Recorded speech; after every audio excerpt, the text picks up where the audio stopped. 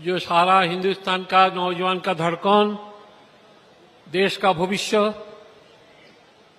सारे प्रदेश से आया प्रदेश का अध्यक्ष, सभी प्रतिनिधि, समाजवादी पार्टी का प्रमुख महासचिव डॉक्टर रामगोपाल यादव जी, ये सम्मेलन बहुत महत्वपूर्ण सम्मेलन है। इसलिए महत्वपूर्ण सम्मेलन 2024 लोकसभा चुनाव है और लोकसभा चुनाव का पहले सम्मेलन हो रहा है। राष्ट्राध्यक्ष जी सब कुछ आपको बताया। जो राजनीतिक आर्थिक प्रस्ताव आया, वो प्रस्ताव में सब कुछ लिखा। इसके बारे में मैं चर्चा नहीं करना चाहते हैं। मैं आप सबको एक मैसेज देना चाहते हैं। 2022 में जो विधानसभा चुनाव हुआ था, केवल उत्तर प्रदेश का जनता नहीं है, सारा देश का जनता का मन में था उत्तर प्रदेश में भाजपा भारी बहुमत से हार जाएंगे, अखिलेश यादव जी का सरकार, समाजवादी का सरकार बन जाएंगे। भाजपा भी ये जानते हैं। हम लोग टेलीविजन में क्या देखा, जब प्रधानमंत्री नरेंद्र मोदी का सभा हुआ, वो सभा में पीछे सब कुर्सी डाल दिया था, क्योंकि सामने बैठने के आदमी नहीं था। जहां अमित शाह का सभा हुआ था, सब कुर्सी खाली था। जहां योगी आदित्यनाथ का सभा हुआ था, बादल नाच का जहां होता है, वहां जितने आदमी होता है, इतने आदमी भी उनका सभा में नहीं हुआ। जनता बॉयकॉट कर दिया था। सबका मन में था समाजवादी का सरकार होगा। तो अब एक साजिश शुरू हुआ कि समाजवादी का सरकार उत्तर प्रदेश में बन जाएंगे तो 2024 में हिंदुस्तान में भाजपा का सरकार नहीं बनेंगे। 2024 में हिंदुस्तान का भाजपा सरकार नहीं बनेंगे तो भाजपा हिंदुस्तान में नहीं रहेगा। इसलिए एक बड़ा साजिश शुरू हो गया। ये 2022 चुनाव में अखिलेश यादव को हराना, समाजवादी को उत्तर प्रदेश से हराना। ये साजिश भाजपा किसका माध्यम से किया? ये साजिश भाजपा किया चुनाव आयोग का माध्यम से। मैं कभी नहीं देखा जो वोटर लिस्ट निकाल के आते हैं, वो वोटर लिस्ट प्रिजाइडिंग ऑफिसर का पास एक वोटर लिस्ट है और हम लोग का पोलिंग एजेंट का पास जो वोटर लिस्ट है, दोनों का अंतर है। ये कभी नहीं देखा। एक विधानसभा में कम से कम 10,000 से 15,000 समाजवादी का वोटर का नाम काट दिया।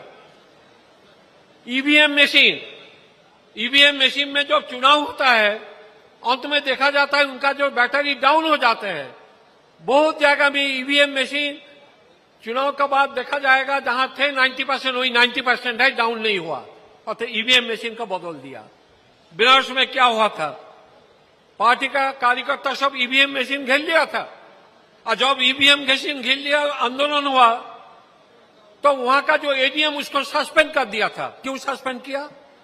ईवीएम मशीन में कोई गलत नहीं तो एडीएम को क्यों सस्पेंड किया? जानता है ईवीएम मशीन का जो गलत है, जनता को जो आक्रोश है, अभी एडीएम को सस्पेंड कर देंगे तो ईवीएम मशीन को हम लोग यहां से निकाल के लेके जाएंगे। तो एडीएम को सस्पेंड करके हम लोग का कार्यकर्ता को अरेस्ट करके ईवीएम मशीन निकाल के वहां से लेके चला गया। क्यों? वो सब ईवीएम मशीन को बदल कर दिया था। ईवीएम मशीन को बदल कर दिया था। और जहां समाजवादी पार्टी का प्रत्याशी 500 वोट लेके 4,000 5,000 अंतर में थे, उनको सब जिता दिया। भाजपा का आदमी को डरा से जिता दिया, आधिकारिक का हाथ पे लेके जिता दिया। कम से कम 60-70 सीटों पे ऐसा हुआ जहां समाजवादी पार्टी का प्रत्याशी जीत गया था, जबरदस्ती से भाजपा का प्रत्याशी को चुनाव का जीतने का सर्टिफिकेट दे दिया। ऐसा हुआ था। तो समाजवादी पार्टी उत्तर प्रदेश में जो वोट मिला, आज तक उत्तर प्रदेश चुनाव में कभी इतनी परसेंटेज वोट समाजवादी पार्टी का नहीं मिला। भला ही 2012 में हम लोग सत्ता में आए थे, वोट मिला था 21%, 21% वोट मिला था। आज 2022 में जो चुनाव हुआ, इस चुनाव में हम लोग वोट मिला 36%। आज भाजपा को ज्यादा सीट मिला। मैं आपके साथ, हम मेरा मिनती है, एक बूथ में आप 10-10 वोट बढ़ा दीजिए।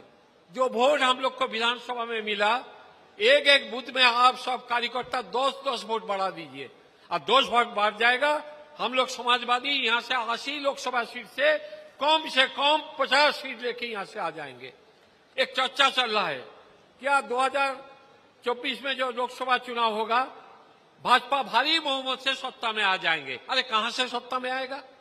कहां से भाजपा सत्ता में आएगा? 2024 का जो लोकसभा चुनाव होगा, भाजपा सत्ता में तीसरी बार नहीं आएगा। आप समीकरण देख लीजिए, उत्तर प्रदेश, बिहार, पश्चिम बंगाल, ये तीनों प्रदेश का मिलकर कितनी सीट है? उत्तर प्रदेश 80 सीट, बिहार में 40 सीट, बंगाल में 42 सीट, 42 सीट, 40-42 82, और उत्तर प्रदेश में 80 162 सीट। बिहार का क्या हाल देखिए, 2017 में जो 19 में जो चुनाव हुआ था, 40 से 40 भाजपा को मिल गया था। इस बार क्या होगा? इस बार बिहार में चुनाव में नीतीश भाजपा को छोड़ के चला गया।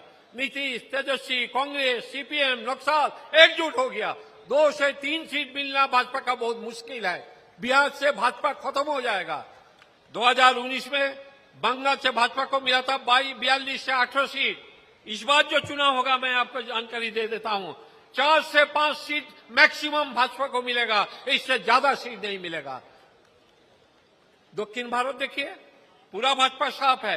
केरला में सीपीएम गवर्नमेंट, तमिलनाडु में स्टालिन का सरकार, डीएम का सरकार, तेलंगाना में केसी चंद्रशेखर राव, आंध्र में जगन। कहां दक्षिण भारत में भाजपा? केवल कर्नाटक में तोड़फोड़ करके सरकार बनाया, नहीं तो दक्षिण भारत में भाजपा को कोई अस्तित्व तो नहीं है। तो दक्षिण भारत में भाजपा नहीं है। अब केवल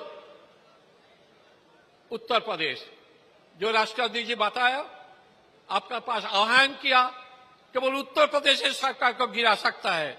80 लोकसभा सीट पे 40-45 सीट आप लेके आइए। हम लोग को तो था 87 में 39 सीट यहां से हम लोग जीत के गया था। उस समय जो माहौल था, आज ये माहौल बहुत अच्छा है।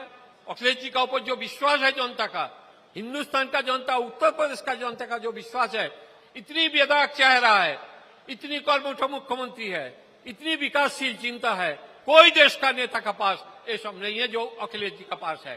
तो आप सबका मेहनत से केवल 10 से 15 वोट बूथ पर बढ़ाइए, बूथ को मजबूत कीजिए।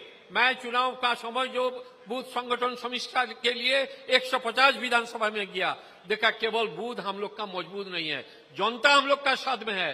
जनता साथ में, जनता को लेके आने बूथ केंद्र से वोट डालना तो पड़ेगा। तो देखा यहाँ 55%, 60% वोट होता है। क्यों 60% वोट होंगे? बंगाल में 80% वोट होता है। कम से कम 70% वोट होना चाहिए। एक भी सपा का समर्थक को घर में नहीं रहना चाहिए, सबको लोग के आके वोट डालना चाहिए। इसलिए बूथ को मजबूत से बनाना जरूरी है। मेरा विश्वास है ये सम्मेलन का बाद सपा का सब कार्यकर्ता जिला जिला पे जाके बूथ को मजबूत बनाइए और घर घर का आदमी के पास जाइए। देखिए कितनी भारी बहुमत से लोकसभा में हम लोग जीत के जाएंगे और कौन प्रधानमंत्री बनेगा नहीं बोलना चाहिए कि सपा का ज्यादा सीट हो जाएगा, अखिलेश यादव बन जाएगा। 1996 को आप याद कीजिए, 1996 में क्या था? कोई जानते थे देवेगौड़ा प्रधानमंत्री बनेंगे? ऐसा माहौल तैयार हुआ था। पहले ज्योति बसु का नाम आया था तो सीपीएम इनकार कर दिया। इसका बाद मुलायम सिंह का नाम आया, वो भी कुछ कारण से नहीं हुआ। इसका बाद देवेगौड़ा का नाम हुआ, देवेगौड़ा का प्रधानमंत्री बन गया। अरे अखिलेश यादव का चेहरा तो आज देश के सबसे अच्छा बेहतरीन चेहरा है। ये मेरा विश्वास है। सबसे ज्यादा सीट लेके हम लोग उत्तर प्रदेश से आ जाएंगे तो कमान सपा का हाथ पे रहेंगे। प्रधानमंत्री कौन बनेंगे, चाबी सपा का हाथ पे रहेंगे। यही वार्ता आप सबको देना चाहिए, यही वार्ता आपको लेकर जाना चाहिए। ये 2024 लोकसभा चुनाव में मजबूती से आप चुनाव लड़ेंगे और कम से कम 40-45 सीट जीत के लेकर आएंगे। समाजवादी पार्टी का हाथ पे प्रधानमंत्री का कमान रहेगा और चाबी रहेगा हम लोग की समाजवादी